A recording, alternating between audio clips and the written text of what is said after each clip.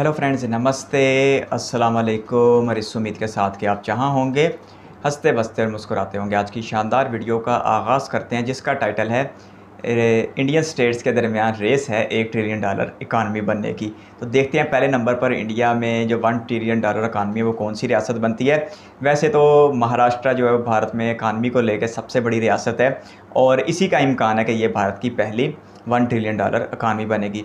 इन बाकी पीछे में जो आने वाली रियासतें हैं वो कौन कौन सी हैं, वो महाराष्ट्र को किस हद तक चैलेंज फराहम कर सकती हैं, वो इस वीडियो में देख के पता लगेगा। तो इस वीडियो का आगाज़ करते हैं, लेकिन उससे पहले रिक्वेस्ट है, चैनल पर फर्स्ट टाइम आए कंटेंट पसंद आए तो वीडियो को लाइक और चैनल को सब्सक्राइब करना मत भूलिएगा।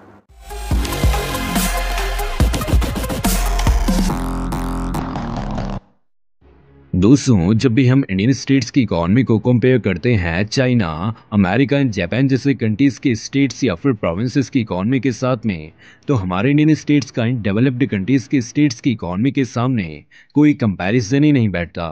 फॉर एग्जांपल, इंडिया के सबसे वेल्थीस्ट स्टेट यानी महाराष्ट्र को ही उठा लें और इसकी इकोनॉमी को कंपेयर करें चाइना, अमेरिका एंड जापान के सबसे वेल्थीस्ट स्टेट्स की इकोनॉमी के साथ में, तो रिजल्ट कुछ ऐसा देखने को मिलता है। जहां इंडियन स्टेट महाराष्ट्र की जीडीपी है $523 बिलियन की, वहीं अमेरिका के सबसे रिचेस्ट स्टेट यानी कैलिफोर्निया की जीडीपी $3.8 ट्रिलियन की है। चाइना के ग्वांगडोंग की जीडीपी $2.1 ट्रिलियन की एंड जापान के कैंटो रीजन की जीडीपी लगभग $2 ट्रिलियन की है। दोस्तों, यहां से आप डिफरेंस को क्लियरली देख सकते हैं। आखिर कितना ज्यादा डिफरेंस है इंडिया के वेल्थीस्ट स्टेट एंड इन सभी कंट्रीज के वेल्थीस्ट स्टेट्स की इकोनॉमी में। इतना ही नहीं दोस्तों, ऐसा डिफरेंस फर्दर इंडियन स्टेट्स और इन कंट्रीज के दूसरे सब डिवीजन की इकोनॉमी में भी आपको देखने को मिलेगा। तो सवाल यह उठता है कि आखिर कब हमारे इंडियन स्टेट्स $1 ट्रिलियन की इकोनॉमी को टच करेंगे और कौन से स्टेट सबसे पहले $1 ट्रिलियन की इकोनॉमी बनेंगे। तो गाइस, आज के इस वीडियो में हम बस यही देखेंगे कि क्या हमारे इंडियन स्टेट्स $1 ट्रिलियन की इकोनॉमी को टच भी कर पाएंगे या फिर नहीं। अगर हाँ तो कैसे, सब कुछ जानेंगे डिटेल में, इसलिए इस वीडियो को कंप्लीट वॉच करना। चैनल पर न्यू हो तो चैनल को सब्सक्राइब भी जरूर करना। तो शुरू करते हैं आज का यह वीडियो। तो इंडिया में currently 28 states and 8 union territories हैं, जो कि इंडिया की $4 ट्रिलियन की नॉमिनल एंड $13.1 ट्रिलियन की जीडीपी पीपीपी को फॉर्म करते हैं। इंडियन स्टेट्स की पॉपुलेशन काफी ज्यादा है, लेकिन वही इकोनॉमी को देखा जाए तो बहुत ही कम। लेकिन पॉपुलेशन तो चाइनीज प्रोविंसेस की भी ज्यादा है, तो फिर चाइनीज प्रोविंसेस की जीडीपी इंडियन स्टेट्स की जीडीपी से ज्यादा क्यों है। तो दोस्तों, इसका सिंपल रीजन है economic policies, infrastructure development, education, industrialization and governance. But इनमें भी सबसे बड़ा रीजन है skilled and educated labour force. China and Chinese provinces के पास ये सारे एडवांटेजेस मौजूद हैं, जबकि इंडियन स्टेट्स अभी भी अंडर डेवलप्ड हैं, जहां पर इन सभी फैक्टर्स पर काम करने की जरूरत है।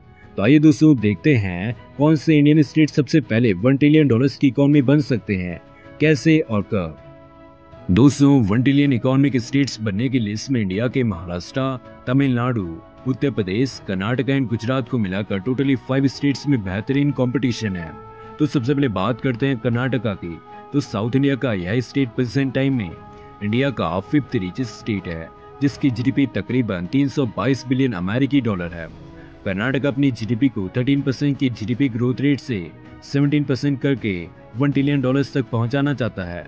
लेकिन यह उतना आसान भी नहीं, क्योंकि कर्नाटका में अभी भी infrastructure development, industrial diversification, skill development and education, agriculture modernization and tourism sector में और ज्यादा काम करने की आवश्यकता है। कर्नाटका कोस्टल लॉजिस्टिक में काफी बेहतरीन है एंड इसके पास दुनिया भर में 3rd highest number of startups है। बट $1 ट्रिलियन की इकोनॉमी बनने में कर्नाटका के सामने काफी चैलेंजेस एंड अपॉर्चुनिटीज हैं, इसलिए सभी सेक्टर्स को समान रूप से अपना योगदान देकर $1 ट्रिलियन की इकोनॉमी बनानी होगी। दोस्तों, एक रिपोर्ट के अकॉर्डिंग कर्नाटका में नेक्स्ट 10 ईयर्स में 152 लाख करोड़ के कम्युलेटिव इन्वेस्टमेंट करने की आवश्यकता है, जिसमें लगभग 23 लाख करोड़ रुपए गवर्नमेंट से remaining 107 lakh crore private sector से आने की उम्मीद है। इससे फायदा यह होगा कि कर्नाटका 2026 एंड 27 तक $500 बिलियन की एंड 2032 तक $1 ट्रिलियन की इकोनॉमी को अचीव कर लेगा। दोस्तों, नेक्स्ट है गुजरात, जो कि करंटली इंडिया का 4th highest GDP producing state है। इसकी जीडीपी $340 बिलियन की है। गुजरात में कई तरह के मेगा प्रोजेक्ट्स जैसे dream city, gift city, Dholera SIR and Ahmedabad Mumbai bullet train etcetera में रैपिडली वर्क चल रहा है, जो कि आने वाले सालों में गुजरात की रूपरेखा को बदल कर रख देंगे। इसके बाद गुजरात सरकार का कहना है कि फाइनेंशियल ईयर 2026 एंड 27 तक गुजरात इंडिया की GDP में 10% का कंट्रीब्यूशन करते हुए $500 बिलियन की इकोनॉमी को टच कर लेगा और आने वाले सालों में $1 ट्रिलियन की इकोनॉमी भी बन सकता है। गाइस, जब बात करते हैं तमिलनाडु की, जो कि करंट टाइम पर इंडिया की 3rd रिचेस्ट स्टेट है। इससे पहले तमिलनाडु इंडिया का 2nd वेल्थीस्ट स्टेट हुआ करता था, लेकिन हाल ही में उत्तर प्रदेश ने इसको ओवरटेक कर दिया है। फिलहाल तमिलनाडु स्टेट की करंट नॉमिनल GDP $360 बिलियन की है। तमिलनाडु को 2030 तक अगर $1 ट्रिलियन की इकोनॉमी बनना है तो इसकी GDP को 18% के रेट से पर एनम में ग्रो करना होगा आने वाले 7-8 सालों में। लेकिन इस पर भी इंडिया के former chief economic adviser Arvind Subramanian ji का कहना है कि ऐसा इतिहास में कभी भी नहीं हुआ कि इतने ज्यादा टाइम तक कोई इस रेट से ग्रो कर पाए। यहाँ तक कि चाइना ने भी 40 सालों में जो अपनी इतनी बड़ी इकोनॉमी खड़ी की है, इसमें इसकी ग्रोथ रेट भी केवल 10 से लेकर 12% की ही थी। लेकिन तमिलनाडु के पास 1 ट्रिलियन इकोनॉमी बनने का पोटेंशियल तो है। साथ ही अरविंद जी का यह कहना भी है कि इंडिया ने सर्विस सेक्टर के लिए मैन्युफैक्चरिंग सेक्टर को स्किप किया है, जो कि इसकी सबसे बड़ी गलती थी।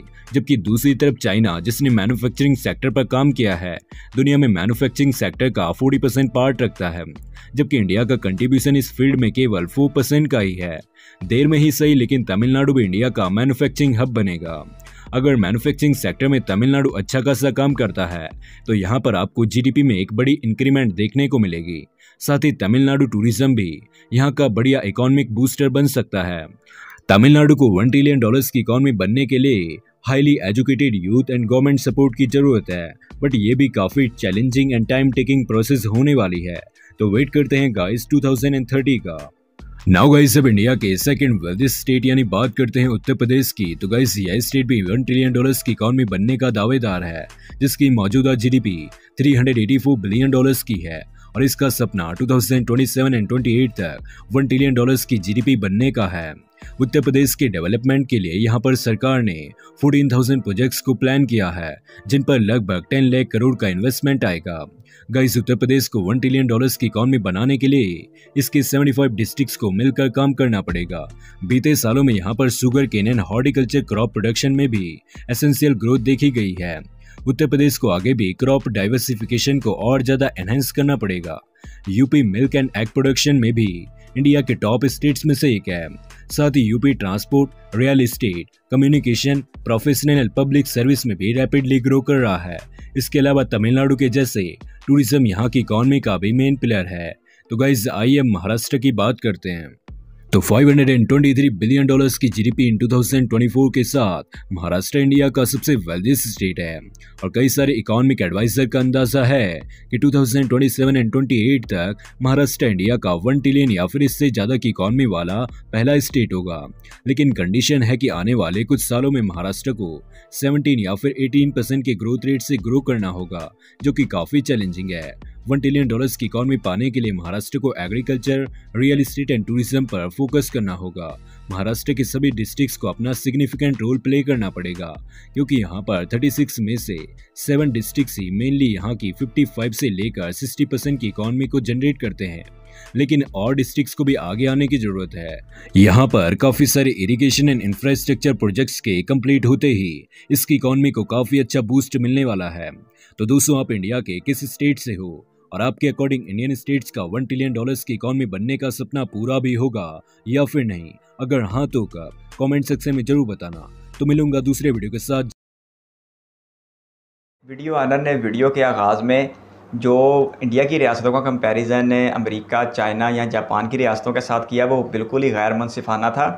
और आज तक भी कोई जी शऊर इंसान ये नहीं कह सकता कि इस वक्त महाराष्ट्र का कंपैरिजन जो है वो कैलिफोर्निया से कर लिया जाए, जिसकी जो इकानमी है वो तकरीबन $4 ट्रिलियन के आसपास है, जो कि भारत की पूरी इकानमी के बराबर है। फिर इसी तरह ना तो चाइना के किसी सबसे ज़्यादा अमीर रियासत के साथ किया जा सकता है और ना ही जापान के साथ। लेकिन जो रियासत के कंपैरिजन किया जा सकता है वो रियासतों का आपस में किया जा सकता है, जिसमें महाराष्ट्र पहले नंबर पर दिखाई दे रहा था। जैसे मेरे वीडियो के इंट्रो में भी कहा था कि महाराष्ट्र जो है वो भारत की सबसे अमीर तरीन रियासत है और आसान नहीं है बाकी रियासतों के लिए महाराष्ट्र को बीट कर पाना। और अगर बाकी जिन 4 रियासतों की बात की जा रही थी जो $1 ट्रिलियन इकानमी में महाराष्ट्र के पीछे पीछे हैं, उनमें एक कर्नाटक का नाम आ रहा था, एक तमिलनाडु का नाम आ रहा था, एक गुजरात का और एक यूपी का नाम आ रहा था। और अगर हम कर्नाटका की बात करें तो कर्नाटका के पास जो है वो बेंगलोर जैसा ज़बरदस्त शहर है जो आईटी हब है और जहाँ पर स्टार्टअप्स बड़ी बड़ी तादाद में पाए जा रहे हैं। और फिर जिसकी इकानमी के मुझे यहाँ पे सारे आंकड़े तो याद नहीं है, लेकिन इतना ज़रूर पता है कि महाराष्ट्र अगर तकरीबन $450 बिलियन के आसपास खड़ा है, तो तमिलनाडु, यूपी, कर्नाटक और गुजरात ये दोनों $400 अरब से भी नीचे खड़े हैं। तो इससे अंदाज़ा है कि महाराष्ट्र इस वक्त एक कंफर्ट जोन में है और महाराष्ट्र को अपनी पीछे वाली रियासतों से किसी तौर ख़तरा नहीं है, लेकिन $1 ट्रिलियन इकानमी बनने में मराठी लोगों को अच्छी खासी जल्दी है। और इसके साथ फिर अगर हम बाकी रियासतों की बात करें तो तमिलनाडु का बताया जा रहा था, तमिलनाडु जिसे इंडस्ट्रियल स्टेट ऑफ इंडिया कहा जाता है और भारत में इंडस्ट्री का एक बहुत बड़ा हिस्सा है जो इससे रियासत में पाया जाता है। ख़ास तौर पर इसका जो शहर है चेन्नई, वहाँ पर भी बड़ी बड़ी कारसाज कंपनियों के अदारे हैं और वहाँ पर भी अच्छी खासी इंडस्ट्री पाई जाती है और वो भी सनत लगाने के लिए एक बेहतरीन रियासत माना जाता है। लेकिन उसके बावजूद वो महाराष्ट्र से अच्छा खासा पीछे दिखाई दे रहा था। फिर गुज्जू भाइयों की रियासत गुजरात बताई जा रही थी, जहाँ पर धुलेरा स्मार्ट सिटी जैसा ज़बरदस्त शहर है, गिफ्ट सिटी जैसा ज़बरदस्त शहर है। और इसके साथ साथ जो है वो अहमदाबाद, सूरत, बड़ोदरा जैसे ज़बरदस्त शहर पाए जाते हैं जो अपने टेक्सटाइल के बिज़नेस में, अपने हीरो के व्यापार में और उनकी जो है वो खराश तराश के मामले में पूरी दुनिया में मशहूर हैं। फिर इसी तरह जनाब अली बात की जा रही थी यूपी की, तो अगर यूपी और महाराष्ट्र की बात करें तो यूपी की अगर आबादी को हम महाराष्ट्र की आबादी से देखते हैं तो तकरीबन 50% का फ़र्क है। अगर महाराष्ट्र की आबादी आज के दिन तकरीबन 12-12.5 करोड़ है तो यूपी की यही आबादी हमें 24-25 करोड़ के बीच देखने को मिलती है, यानी कि आधे का फ़र्क है। तो ऐसे में अगर यूपी महाराष्ट्र से आगे भी होता तो भी जीडीपी पर कैपिटा के हिसाब से वो अच्छा खासा पीछे होना था। तो महाराष्ट्र जो है वो आधी आबादी के साथ भी यूपी की निस्बत ज़्यादा इकानमी रखता है। तो यहाँ से अंदाज़ा हो रहा है कि जो यूपी के लोग हैं वह उनकी निस्बत जो महाराष्ट्र के लोग हैं वो अच्छी खासी खुशहाल ज़िंदगी गुजार रहे हैं और उनके पास ज़बरदस्त किस्म के सेटअप पाए जाते हैं। और महाराष्ट्र की इकानमी को जो चीज़ें सपोर्ट करती हैं उसमें ज़राअत का एक बहुत बड़ा हिस्सा है, उसमें आईटी सेक्टर का एक बहुत बड़ा हिस्सा है, उसमें इंडस्ट्री का बहुत बड़ा हिस्सा है, उसमें फाइनेंशियल इंस्टीट्यूट यानी मालियाती इदारों का बहुत बड़ा हिस्सा है और बॉलीवुड का भी हिस्सा उसमें शामिल किया जाता है। और कहा जाता है कि जो भारत के 200 से ज़्यादा अरबपति अगर कुल भारत में तो उसमें से तकरीबन 100 के आसपास जो है वो सिर्फ इधर मुंबई शहर में ही पाए जाते हैं और मुंबई शहर में ही दुनिया के महंगे तरीन घर भी पाए जाते हैं। और मुंबई जो है वो महाराष्ट्र के अंदर फाइनेंशियल कैपिटल है, बल्कि पूरे इंडिया के अंदर फाइनेंशियल कैपिटल है।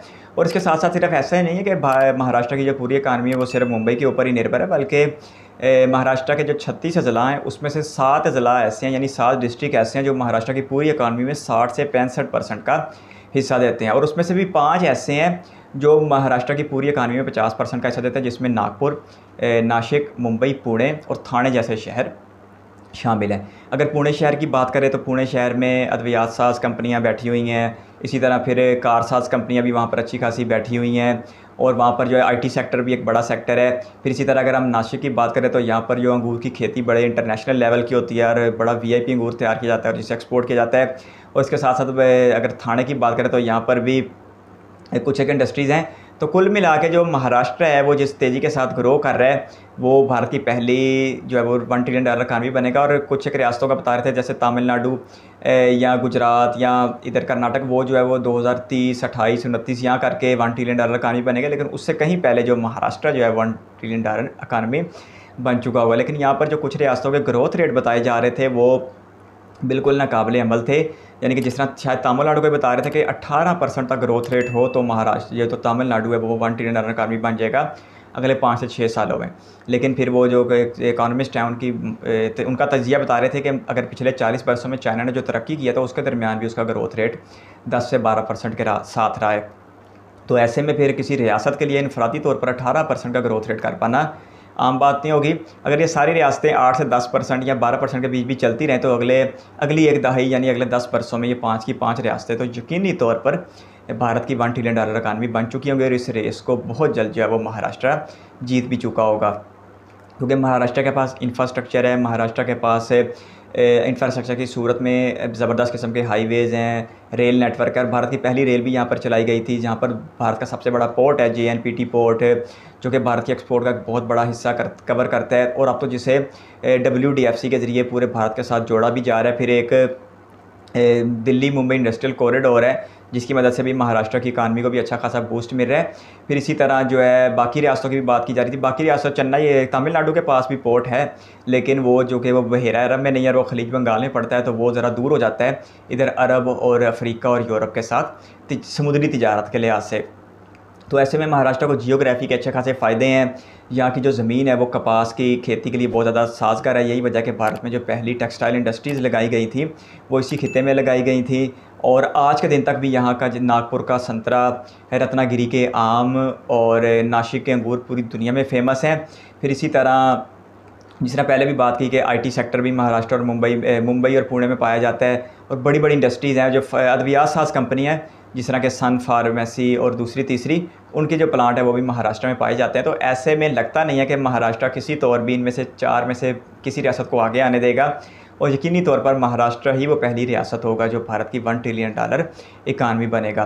तो मराठी लोगों ने अपनी मेहनत से जो है अपनी रियासत को नंबर 1 रियासत बनाना है। और जब मुंबई रियासत एक होती थी, बम्बे जिसे कहा जाता था, तो 1960 में फिर गुजरात को और महाराष्ट्र को अलग अलग कर दिया गया। और कहा जाता है कि उन दोनों रियासतों के अलग होने के बाद दोनों रियासतों ने इनफरादी तौर पर अच्छी खासी तरक्की की है। ऐसा नहीं कि गुजरात जो है महाराष्ट्र से बहुत ही पीछे है। अगर हम गुजरात की आबादी भी देखें तो मुझे अब कन्फर्म तो याद नहीं, लेकिन फिर भी वो कोई 6-7-8 करोड़ के आसपास बनती है। तो महाराष्ट्र आबादी के लिहाज से तो गुजरात से भी आगे खड़ा है। तो इस लिहाज से जो गुज्जू भाइयों की तरक्की है वो भी अच्छी खासी मिसाली है। और अगर हम कर्नाटक की या तमिलनाडु की आबादी देखें तो वो भी हमें महाराष्ट्र से पीछे देखने को मिलती है, क्योंकि यूपी है पहले नंबर पर 24-25 करोड़ के साथ, उसके बाद बिहार आता है कोई 13-13.5 करोड़ के बाद, और फिर महाराष्ट्र आता है। तो ऐसे में महाराष्ट्र यूपी की निस्बत तो बहुत आगे है। लेकिन अगर हम तमिलनाडु, कर्नाटका और गुजरात में देखें तो वो भी छुपे रुस्तम है और वो भी अपनी ज़बरदस्त इकानमी को आगे लेके जा रहे हैं। तो ऐसे में ठीक है जी, महाराष्ट्र के साथ बहुत सारी बेस्ट विशेज़ हैं, मराठी लोगों को बहुत सारी बेस्ट विशेज़ हैं कि एक दिन आपकी रियासत ही भारत की पहली $1 ट्रिलियन इकानमी वाली रियासत बने और आपके लिए बाइसे फ़ख्र हो। क्योंकि मराठी लोगों ने अपनी मेहनत के साथ जहां पुणे, मुंबई, नासिक जैसे अजीम शहर खड़े किए हैं, वहीं महाराष्ट्र जैसी एक ज़बरदस्त रियासत भी खड़ी की है। और यहाँ पर जनाब जिस तरह पहले बताया कि भारत की सबसे बड़ी पोर्ट है, भारत का international airport Chhatrapati Shivaji Maharaj international airport, जो भारत का दूसरा बड़ा मसरूफ़ एयरपोर्ट है, वो भी यहाँ पर पाया जाता है। फिर यहाँ पर जो है वो रेल नेटवर्क, ख़ास तौर पर मुंबई लोकल का जो कि नेटवर्क है, वो भी इसकी इकानमी में अच्छा खासा योगदान दे रहा है। तो इस तरह कुल मिला के जो है वो हर चीज़ से थोड़ा हिस्सा लेने के बाद महाराष्ट्र की इकानमी ज़राअत के ऊपर, इंडस्ट्री के ऊपर, फाइनेंशियल इंस्टीट्यूट, मालियाती इदारों के ऊपर, बॉलीवुड के ऊपर, इन सारों इंडस्ट्री के ऊपर, इन सारों के ऊपर निर्भर करके एक ज़बरदस्त इकानमी बन के खड़ी हुई है, जो कि ज़बरदस्त ग्रोथ रेट के साथ आगे बढ़ रही है। और यकीनी तौर पर महाराष्ट्र की इकानमी ही भारत की पहली इकानमी होगी जो $1 ट्रिलियन इकानमी बनेगी। तो मेरी बहुत सारी बेस्ट विशेज़ हैं कि वो वक्त आपको अपनी ज़िंदगी में बतौर एक मराठी देखना नसीब हो, तो जिससे आपको अच्छा खासा प्राउड भी फील होगा। और आज भी मराठी लोगों ने अपनी ज़बरदस्त मेहनत से इस शानदार रियासत को खड़ा किया। आप किस तरह का कंटेंट देना चाहते हैं कमेंट बॉक्स में अपनी राय दे सकते हैं। इस वीडियो को यहाँ तक देखने के लिए आपका बहुत बहुत शुक्रिया।